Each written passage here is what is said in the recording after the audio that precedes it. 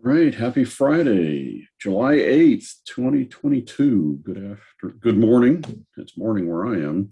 This is episode number 58 of the Low Code Campfire, where we are going to talk about Slack or anything else that you want to talk about. We're glad that you joined us today. This is an event that we hold every Friday that talks about it's a community gathering opportunity to, in a meeting format, share the techniques and challenges, experiences that you've got going on. And this is an all skill levels welcome event. All of our past editions are on our YouTube channel, youtube.com/plantanap. So we invite you to subscribe to that, set an alarm bell every time we post a new episode. They're all out there bookmarked and ready for you to take a look at. We run a pretty informal agenda. We say hi, and then we'll do a first call. Anybody with anything hot and burning that needs to be dealt with. We take a look typically at our Campfire website, our feature requests, submitted stories, submitted topic stories, whatever you got going on. But we'll talk for an hour or so, and then after a bit, we'll go to our Afterglow segment where we turn off the recording and just chat a little bit more. Simple guidelines, be nice, and if you have noise going on, mute yourself. You can give feedback on the event, also submit things in advance using this QR code or information that's on our emails. And with that, hello, I'm getting faster at that. I don't know if I'm getting any better at it. Hello, everyone. Good morning, everybody. Good morning, everyone. Had to find the unmute button. Hey, yeah.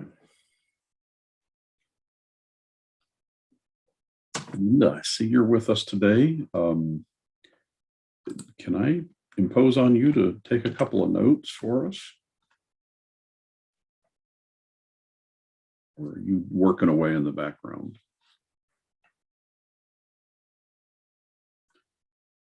All right, I'll try and take notes. Okay. So with that, I didn't update that, so that's great. Skip that. Dale's here. Dale talked about Slack. This is, should have gotten rid of it. Sorry. I almost know where I am here today. I meant to go here. First call. What's going on? Anyone with any interesting projects or first call type items?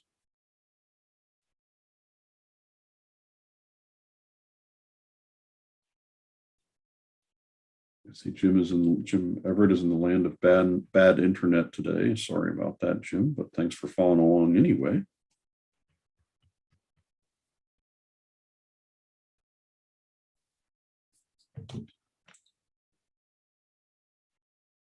All right, it's going to be one of those Fridays. So let me stir it up here a little bit. I was wondering about whether Friday is the right day and time to hold Campfire. I'm thinking that some of our other time zones might find Friday late in the afternoon to be a challenge, and just wondering if anybody has opinions. Don't move my stuff, or Thursday would be better, or what do we think? Friday is fine for me. Jim, we didn't hear you at all.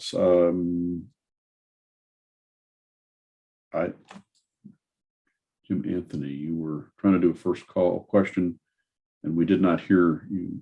I don't know if you're having mic issues. It shows you're not muted.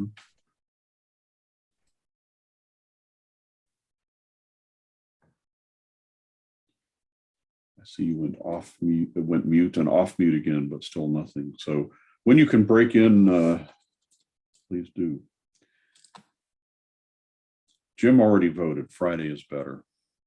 Anyone else? I don't know if I unmuted myself. Friday is good for me. Okay. when I originally set this up, my thought was, I have a, yeah, Jim Effort has an opinion. I originally set this up. Friday mornings were really, really quiet for me. So I thought, well, this would be, it was all about my schedule. So the fact that it's working for you guys. Good. All right. Without objection, we'll continue Fridays. So another thought thing was new people to Plant an App and trying to integrate them into this meeting. And we're wondering about doing a more novice or more introductory kind of a level. And just mentioning the feedback here is that we've had a few people that have wandered in and thought, oh, this is way over my head, and they wander out again and don't stick around. So I don't want to water down this meeting. So maybe the answer is to have a different, have an additional meeting that is more in the getting started phase.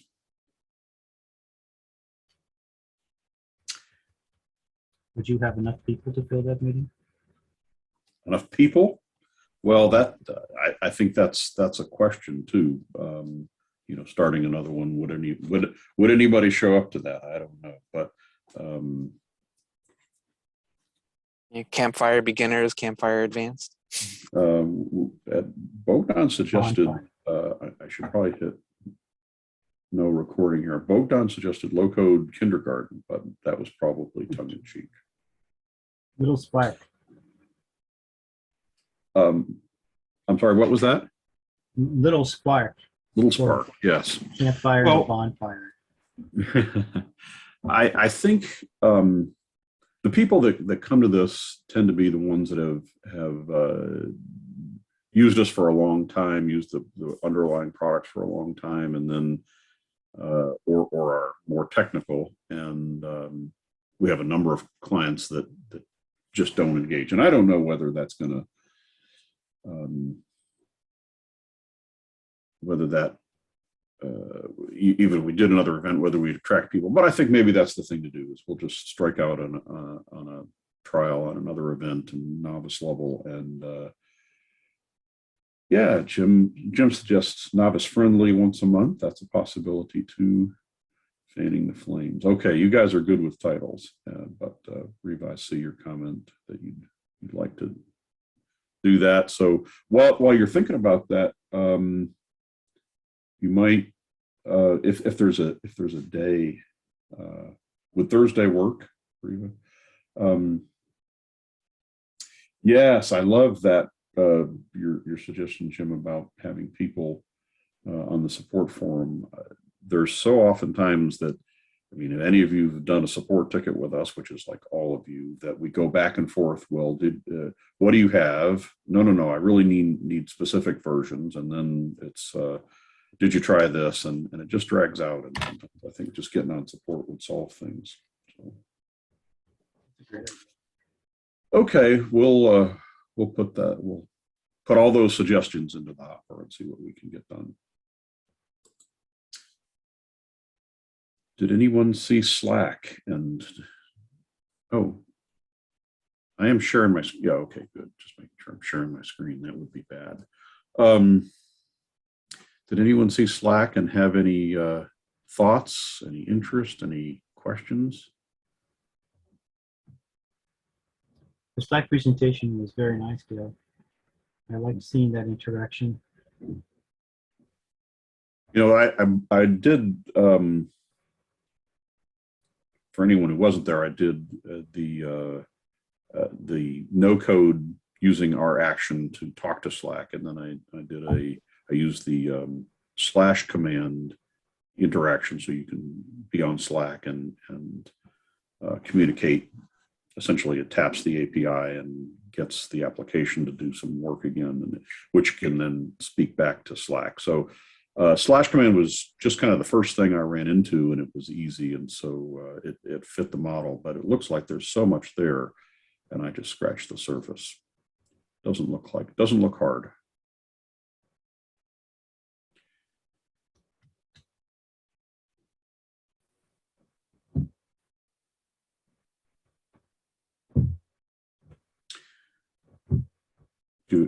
Out of curiosity, do any of you have Slack open? Do you use it, or is that just just another unused thing that? Yeah, I have it open all the time. Ditto. Every day, all Yeah. day. When I saw you start your presentation, I was wondering if there was a Slack channel for Plantain App. Yeah, so I don't know that we have I really don't know the state of whether we have a public channel for it, but if you have it open all the time, I would think that built-in ability to have your applications reach out and let you know that something went on, whether they're having trouble or something you need to know about. I think it would be quite neat to have that be able to alert you, play a little sound, and get your attention if nothing else. Cool. Moving on. This is a good one. Maybe we can get a conversation going on this one. Who on the call would fit the consulting partner role, right? You would take on some work if somebody needed something done and use your expertise within Plantain App, offering your services for sale. I'd be interested I'd be or happy to help. available. That's pretty much what I do.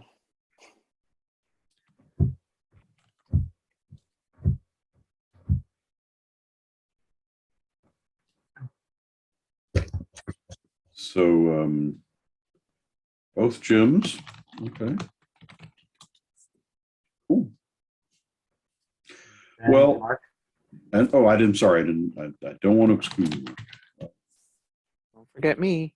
Yeah, I know. I got you. And David, Jim, and Mark would take on those things, and good, because I know that these things come up from time to time, and depending on, it'd have to be a match, and that's be part of the process. And then, while we're thinking about that, so we're talking internally about what more we're going to do with community.plantainapp.com, and this seems like the kind of thing to be able to either list yourself or have people who are looking for help list on community. And any thoughts on what that should look like? I mean, would you be interested in being able to post a listing? listing of projects. No, well, listing. Well, I'm sorry. The first would be your availability to take on projects. The kind of things that you worked on or that you could help with, or basically a business card that somebody could contact you. That would be one side of it. Would you be interested in doing that? And then the other side, when you need help, to be able to post that.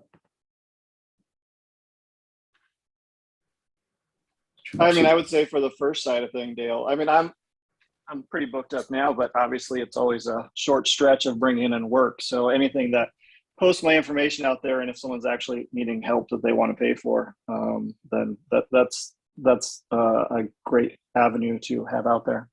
Mm-hmm. Yeah, it's a good idea, Dale. I'm sorry, I didn't catch that, Mark. Yeah, it's a good idea, Dale.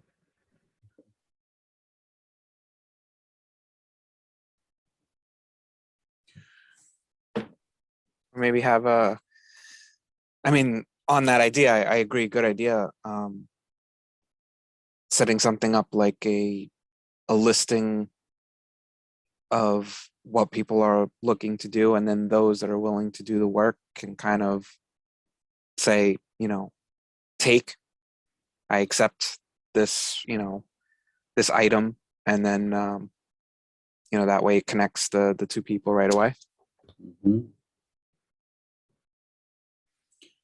So sounds like for example, if we did a listing of consulting partners, and you were listed, that then anytime there was a posting on a need help board, that you'd get a alert to at least go out and review the project, that kind of thing. Yep. That's exactly what I was thinking.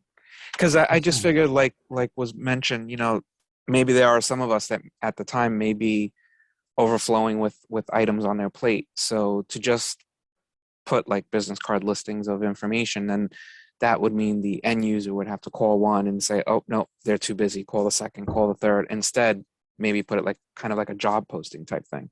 Mm-hmm. And then all of the people that are listed as these partners can, get that alert. And then, first one to click, I accept, will get it.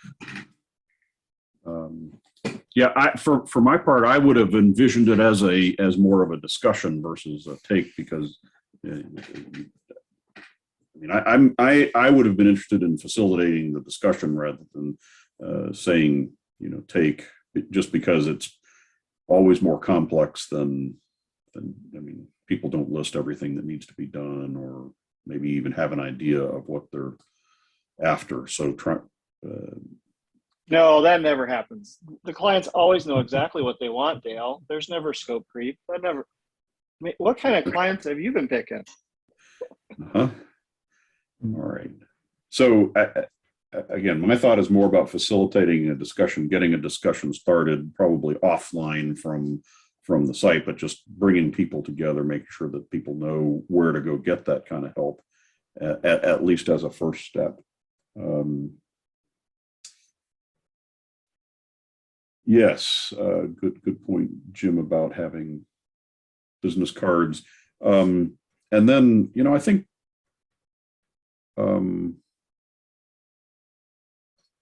wondering about, Jim, ever talking about confidence that there's people there and ready to help. And, in the same way, perhaps we can think about how to pass out some badges, bona fide. This really is somebody that knows the product. Little certification kind of thing.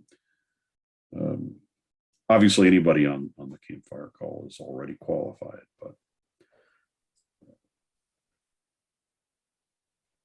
yep. Okay, well, so just letting you know, we're starting down that road. It helps you, it helps us, and it helps our potential clients. So we'll take a look at that.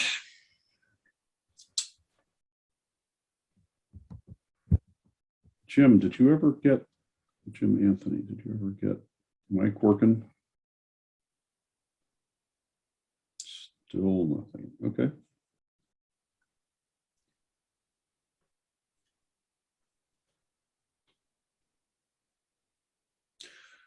All right.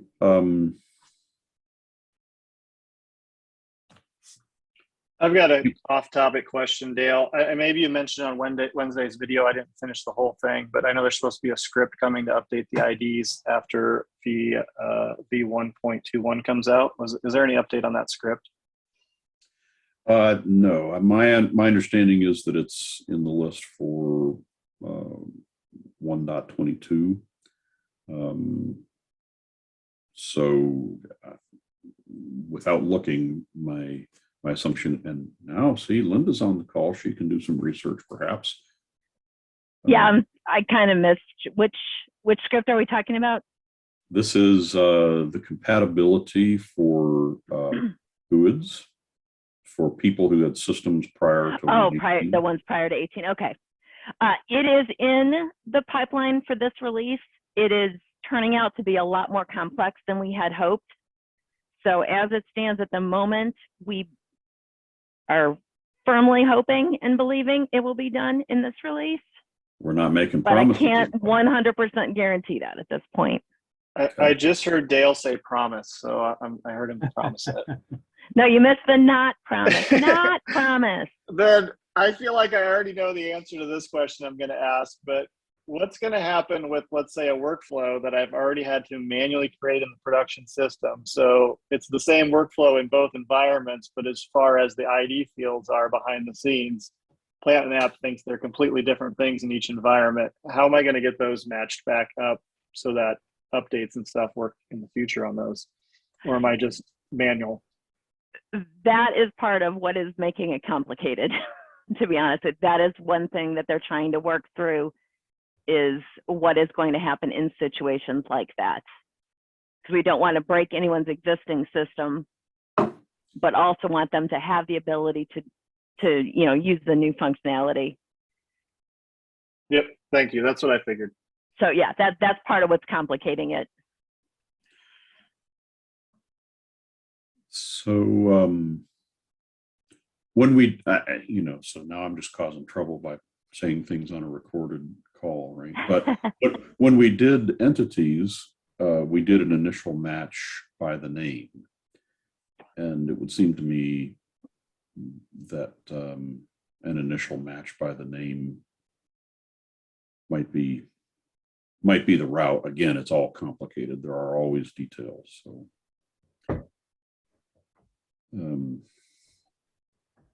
okay, well, so your interest in that one is noted, David, and I've been keenly aware of that since we did the release. Yeah, I'm actually noting it on the ticket right now as we speak, that it was brought up again. David, I don't know what calls you've been part of. You are aware the entity export import feature is compatible with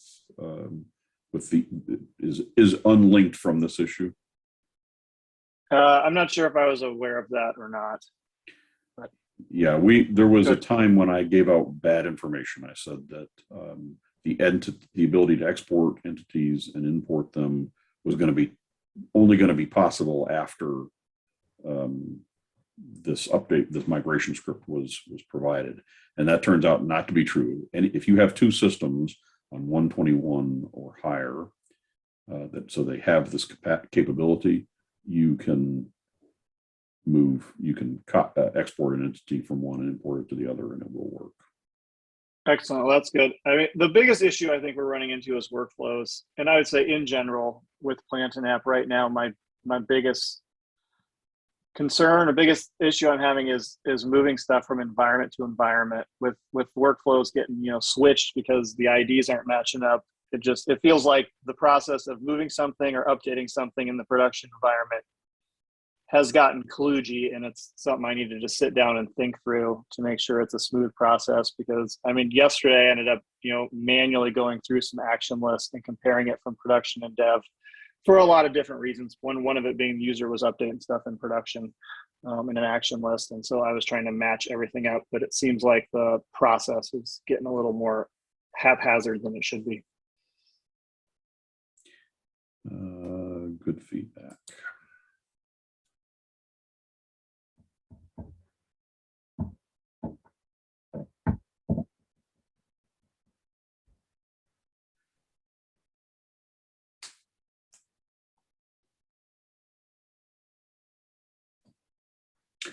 All right. Jim has typed his question. My question was on the stop execution action and workflow. I have a split condition on one route, just wanted to end. Can I put a stop in it and not have to complete the route to the endpoint? Can I have multiple end in a workflow? And so no, you can only have one start and one end as far as I know, in a workflow, but the stop execution should cause it to stop. That's my understanding, that wherever you are, that takes you out.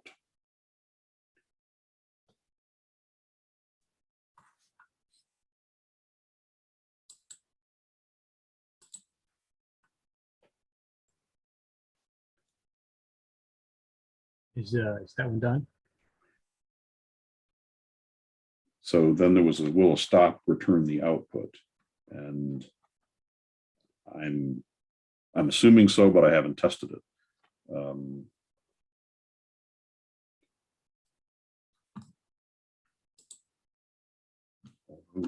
how hard could it be? We could do that while we're doing other things. Mark, did you have something you were starting? I would like to ask a question about the import entity ability, but I can definitely wait.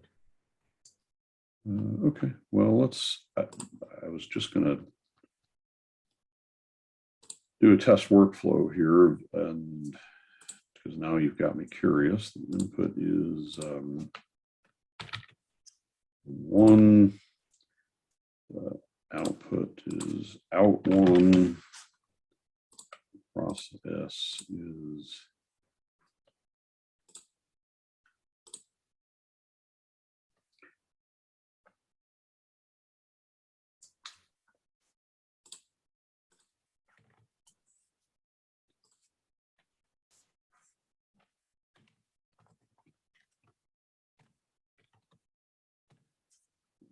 result,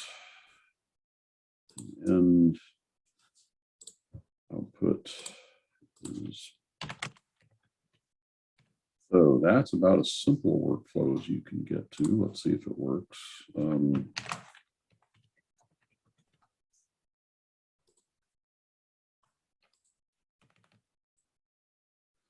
Result is AA.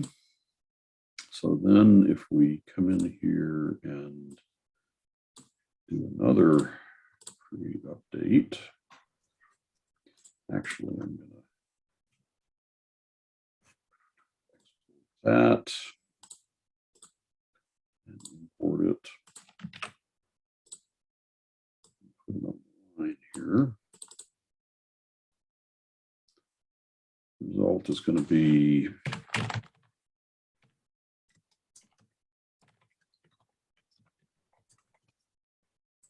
that.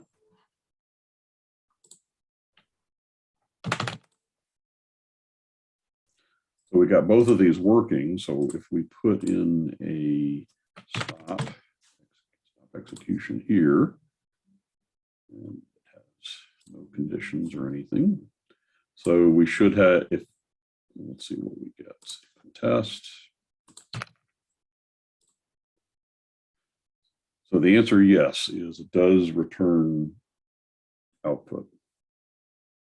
Whatever output is generated up to that point, but it's done.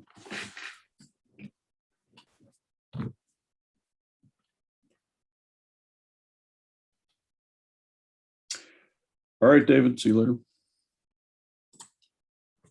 So I think we answered that one easily. What you got, Mark? Yeah, I am not very familiar with the new ability of export import entities, but so anything you would say would be helpful, I'm sure. But I was curious if that covers importing a table that's not in the plant and app system at all. It's just another table that I've made. Can I import that into and create an entity out of it? No and yes, right? So here's the functionality. If you go to book here and say that you want to export the book entity, it generates a definition which you can copy or save it as a file. If you go to another system, you would be able to import that, or it could even be imported back here. You would use whatever the target system is. You'd say import entity and paste, and then it's going to, if that doesn't exist, it's going to create it. If it does exist, actually, maybe nope, I don't want to do that. If it exists, if it doesn't exist, it will create it with the same IDs. If it does exist, it will update it. So if you've added a field or even rearranged fields, it will do that. The only thing it doesn't do at this point is delete fields. If you had a property in the source system and you remove it, so you start with two systems that have the same entity completely aligned, and you remove a property from your source system, say your development environment, and then export and import it into production environment, it won't delete that field. it doesn't, it will leave it. I think it moves it to the bottom of the list, but it doesn't delete it. So that's the only limitation there. But otherwise, that's the functionality. Does that make sense? Did I explain that? Yeah, that makes sense. That sounds very nice. What happens then when about the automatic update of the input-output screens? Is it generating a new update form and list? Yes, it actually the automatic generation of create, read, update, delete screens will reoccur, and pay attention to your to any changes that you've made. So, yep, and it does it as if you had manually done the edit, right? So, meaning if you have customizations in the form, let's say you're talking about the input form. If you made a customization on the input form, it's not actually it's not transporting the form between systems. It's just transporting the entity definition. So it is like having changed the production system or your target system entity, and it will then regenerate the create, read, update, delete stuff according to the same rules. So if you had a customization in production, it will keep it. If you made a customization in development and moved it to production, it's not going to do it through this entity export import. Does that make sense? Yeah, that makes sense. Is it design only and Yeah, no data. going on with the data? Not doing anything with the data. And again, the big scope of where we're going with this is that we're developing to support the multi-environment scenario, so that as you'll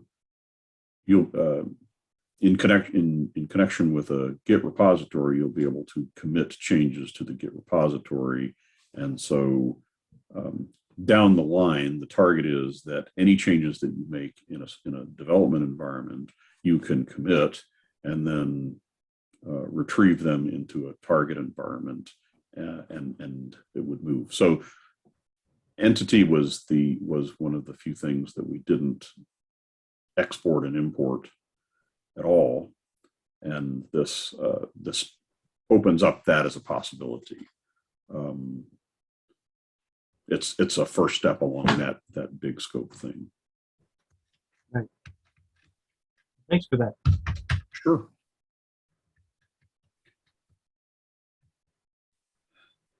Okay, where we were at. Oh, and the other part of your question, you're talking about, could I use it to import something else? Since the file structure is a JSON, right? If you potentially you could build something like this out of your stuff, but it's probably not worth the effort, right? It's probably far easier. It's not just going to take a table and do it for you. So, I suppose one answer could be if you could create this kind of content and import out from your table, and so generate this JSON, but I don't think it'd be worth the effort. It'd be far easier to just get it typed in, and then use export and import to transport it between systems later on. Right. Okay. Okay.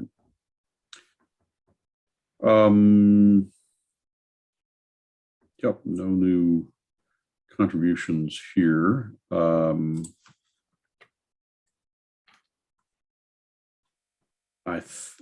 just wanting to not lie here, but I'm pretty sure I have updated this to 1.21. So if anyone wants to take a look at a 1.21 kind of a system, that should be. I hate multiple password things. Campfire, there it is. And I think I mentioned last week, I retested everything, and everything except mapping is working. Yep, 121. Mapping is working. Did any of you guys take a look at our new UI on the updates? This is we left in the old one. We're redoing our updates screen so that it's all in low code. So you're going to recognize we got tabs and listings, and I don't know if there's forms here or not, but all the stuff is low code, which again is our trend. If it makes sense to have things not be hard, this presentation layer and some logic not be part of the product, takes a load off of our developers as well. So we built this as low code with listings. We have no hotfixes yet. I haven't seen this work, but this is supposed to definitely be an improvement with still being able to install what you want, but far more along the being able to install everything at one time, or when we have 10 different updates to listings, you can easily get them all. So definitely, I think an improvement. We didn't want to get rid of the old user interface. It would be horrible if we couldn't update our product because we had a flaw in the new updater. So we've got the old, you can go back and forth between the old and the new, but I don't know, I definitely think this is a new and right direction.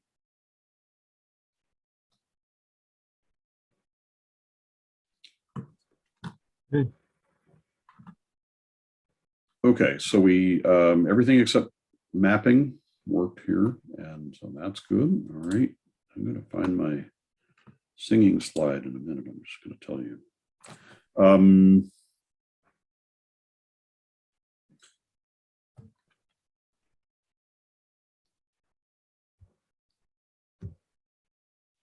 I don't really have any ghost stories. I'm currently working. I'm just going to talk. I've been working on our academy course together with Patrick. Patrick's taking a week off, by the way, so we won't see him for a week. But we're updating that.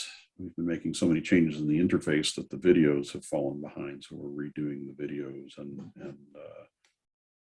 to get that up to date. And so that's an ongoing project that we're part of. We're also designing out a no-code course in addition to the low-code fundamentals course that we already have. So that's another direction.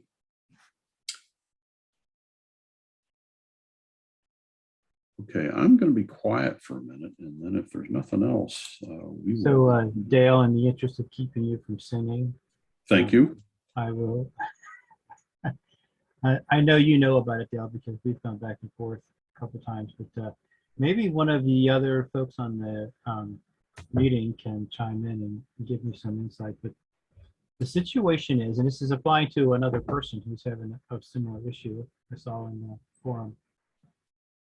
Got a form that is uploading 3 images. The user is choosing the images off their hard drive, and then once they have chosen the 3 images, when they hit the submit button, it's going to upload the images and take them over to PayPal where they have to make a payment. The issue is some of the issues are large in megabyte terms, and once I approach 30 megabyte total across the 3 images, I start to have issues. The issues are mostly related to PayPal. So sometimes it'll take them to PayPal while it's uploading the images, and other times it just doesn't take them to PayPal. Another time it just bumps them right back to the form and the form's empty. Or it'll take you to PayPal and then you attempt to pay, but when you hit the submit button in PayPal, then you have an error and it comes back to the form. So further information, if I don't have them pay, if I just upload the 3 images, it works fine. So there's some kind of relationship between a high number of megabytes on the upload and PayPal being involved. These issues occur. So I guess my question is, is there a setting about, can I upload these images in sequence instead of concurrently? Would that help? Can I upload them when they choose them instead of on submit? Or is there a server setting that maybe might assist this? So anything anybody has would be grateful for. You said you're not having an issue actually uploading the files themselves, though, correct?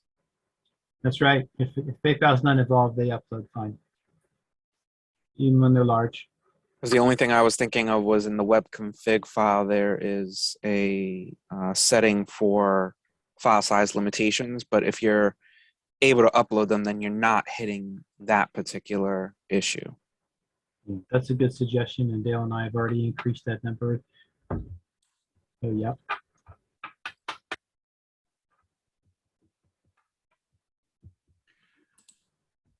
So yeah, the images I was testing with Dale were 30, 34, as a matter of fact, megabytes each. So this would be good. If this works well for you, Dale, and it's not working for me, that's actually a plus, because that means that it's a setting issue, or, a server capacity issue. It's something that can be solved. So Jim had a comment, a suggestion. We saw this by having them upload the images in a pop-up form separately.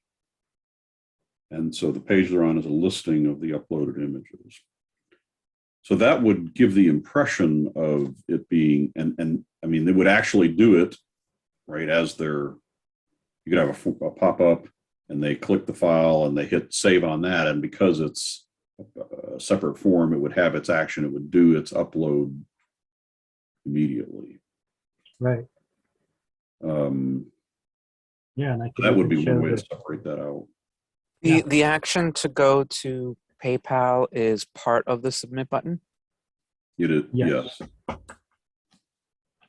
Have you tried, just out of curiosity, instead of doing the PayPal portion, like just temporarily remming that out and doing a simple redirect to another page? Are you, does it redirect to the other page consistently?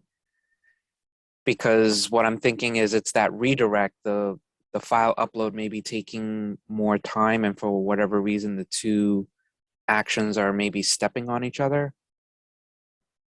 You may have to do the redirect for the PayPal portion on a secondary step, like upload the files first, then on another step, submit to PayPal. They're going to risk the internet and my voice. The reason we did it as a button to say add another file, and it popped up a form, was that it gave people the chance to review what they'd submitted. So you've got your listing, and you can say, so you can double check you've uploaded the right thing before hitting the submit button. So if people have chosen the wrong file or changed their mind, they can swap it out. So it makes the submit something that people can do after they've reflected. And then, as Ben said, then you can go to then you can go through to PayPal after being sure everyone's sure that all the files are exactly the ones that people wanted to upload and they're properly uploaded. Yeah, that's a good idea. I hadn't considered a pop-up. That's a good idea. What I have done so far, but I'm just at the end, but not across the finish line, is I separated the tasks so that there's actually 3 forms for the 3 files and a 4th form for the payment. And they're all updating the same record in the table. But a pop-up is a good idea. It's a good idea. And Ben, to answer to your question, yes, it does work consistently to just redirect to another page after the 3 files get uploaded. So yeah, I looked away. Did that work, Dale? yeah, I chose 3 files that were 34 megabytes each, so 100 megabytes. It submitted, went to PayPal, I paid, and here it's come back and given me a transaction ID and type and whatever. So I got good status values coming back from PayPal. So far, I haven't had any reliability problem with the PayPal stuff. So Okay, well, that just means I think that there's a setting or, a config file change that I need to make or change. if you had your original form and you want me to try, I mean, I think I've replicated your stuff, but if you wanted me to try your exact form, I'd be happy to do that too. But I think you're right. And you've already made the web config changes, the security and the size. The file Yep. size. Yep. My hosting provider also made a change in IIS. I didn't know exactly what it was, but he says I'd be good for a gigabyte of upload, which I think is excessive, but it failed my test, so Yeah. I didn't get any further.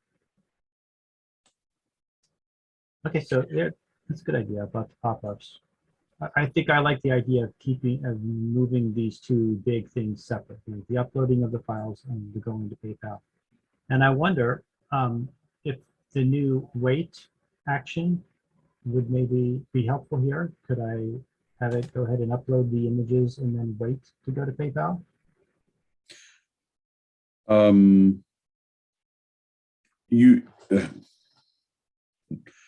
Yes, you could. In what I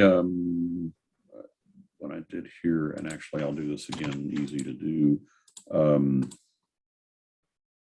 What I found in my case is that you can watch the traffic and it definitely holds off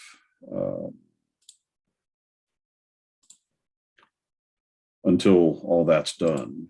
You can see these uploads get started, and they'll, once they finish off, then the other stuff starts to happen. So I didn't have any problem with any conflict, and I don't know how long you would wait, right, depending on the size of the files.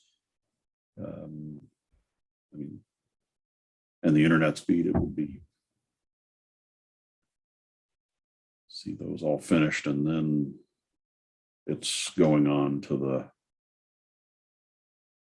action to go on. So it's already doing the wait. Yep. I understand your frustration. I don't know what more to suggest, other than separating them out so it's not all happening in one thing. Mm-hmm. Okay, so I think I have succeeded in keeping you from singing then. Yeah. Yep. So thank you, guys.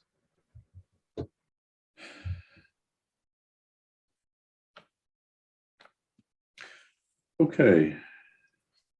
Given the anxiousness for everyone to start their weekend early, I think I'll call it here. There's still time if you want to jump in. Other than that, we'll move to a short afterglow segment. So I want to thank you all for coming. This is a good one week by week.